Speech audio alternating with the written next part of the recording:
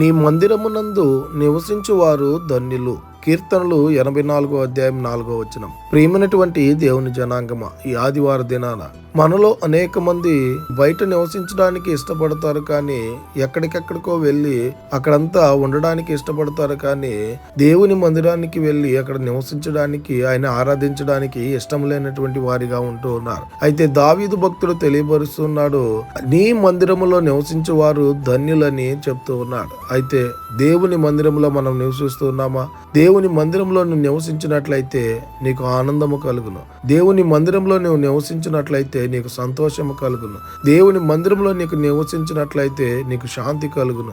దేవుని మందిరంలో నువ్వు నివసించినట్లయితే నీకు ధన్యత కలుగును. గనుక ఇక నుంచైనా దేవుని మందిరంలో మనము నివసించేటువంటి వారంగా ఉండాలని కోరుకుంటూ ఈ దిన వాక్యం ద్వారా దేవుడు బలపరచును గాక.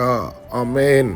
ప్రార్థన. మమ్మల్ని మక్కిలిగా ప్రేమిస్తున్న ప్రియ పరలోకమందున మా తండ్రి, మీకే కోట్లాది వందనాలు, స్తుతి స్తోత్రాలు ప్రభా. ఈ ఉదయకాల సమయంలో ఈ వాగ్దానం ద్వారా మీరు మాతో మాట్లాడినందుకై వందనాలు ప్రభా. ఈ వాక్యాన్ని ఎవరైతే వింటూ ఉన్నారో వారందరి జీవితాల్లో మీ కార్యాన్ని కనపరచండి ప్రభా. అయ్యా, ఎవరైతే మందిరాన్ని నిర్లక్ష్యం చేస్తూ ఉన్నారో వారందరూ తండ్రి నీ మందిరానికి వెళ్ళుటకు కృప చూపించండి. నీ మందిరంలో నివసించడం ప్రభా ఒక ధన్యతగా భావించి తండ్రి వారు నీ మందిరానికి వెళ్ళుటకు కృప చూపించమని ప్రార్థన చేస్తూ ఉన్నాం.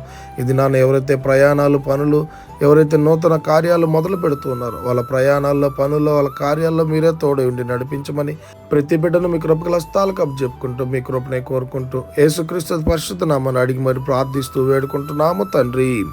ఆమేన్. God bless you.